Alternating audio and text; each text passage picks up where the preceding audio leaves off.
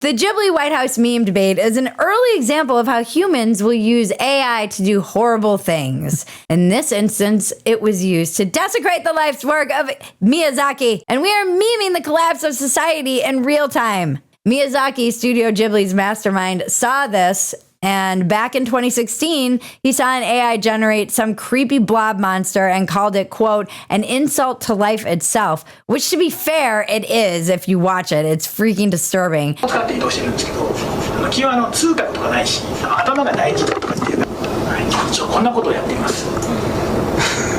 This is a guy who is so clearly detached from technology. He looks at that and sees it purely for what it is, which is a horrible, grotesque monstrosity. This guy spent 60 years hand-drawing masterpieces like Spirited Away, My Neighbor Totoro. He poured his soul into every single frame, and now his style's a toy for AI to play with. And fans are rightfully pissed. Miyazaki didn't slave away for decades so the White House could crank out deportation fan art, one ex-user wrote, and they're not entirely wrong. And there's a big question. Did OpenAI train GPT-4o on Ghibli's art without permission?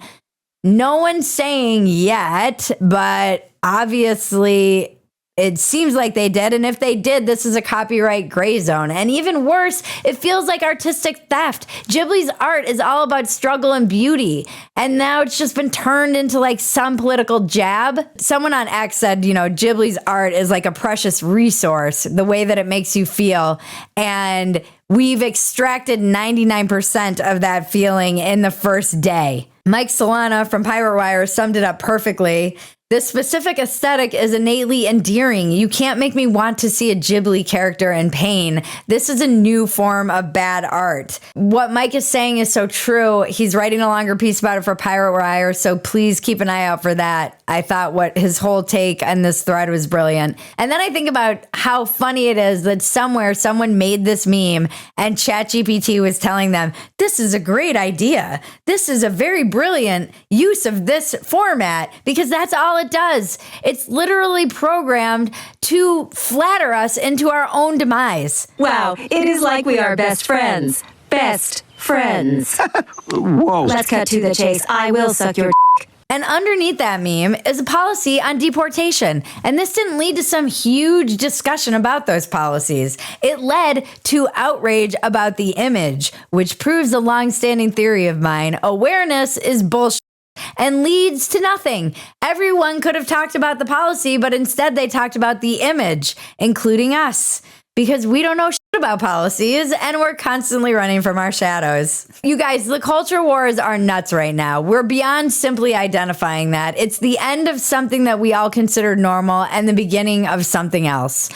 And we don't know what the new normal will be. We're in between the new normal and the old normal, and the fact that the culture wars are so out of control means it's going to lead to something probably unpleasant, and we don't even have the luxury of knowing what that is. All dystopias are on the table, you name it. We're in the opening montage of the apocalypse movies where they're showing all the news clips of how society fell apart. This is what happens before every great civilization crumbles. But this isn't just about one meme or the collapse of civilization. It's also about what AI means for art. Miyazaki once warned we're nearing the end of times, and if we let machines take over creativity, he might be right. He said he felt like humans were losing confidence in themselves.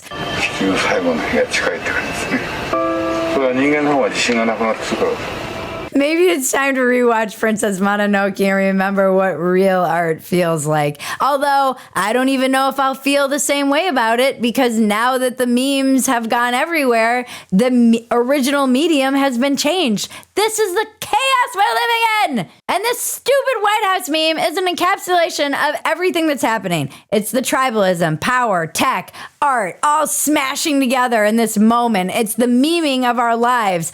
And sure, maybe the left can't meme, but the right doesn't know shit about art. They don't get it. They don't appreciate it. All cultures die without it. Gay! And it might be a moot point now that AI can train on all of it and replace human creativity without the human struggle, but all great art comes from struggle. And until AI has to get clean from its fentanyl addiction, it doesn't know the meaning of the word struggle. And yeah, these memes are fun. They are fun. It was a fun day on the internet until you realize they might be replacing the slow human magic Ghibli stood for. This is my sacred cow, guys. I'm offended. I am outraged from an artistic perspective because I'm like, you guys don't understand this medium. I don't like it. They misuse the medium. Yeah, well, that's just like your opinion, man. You don't get it. You don't understand what Ghibli is. You don't understand the magic he brings.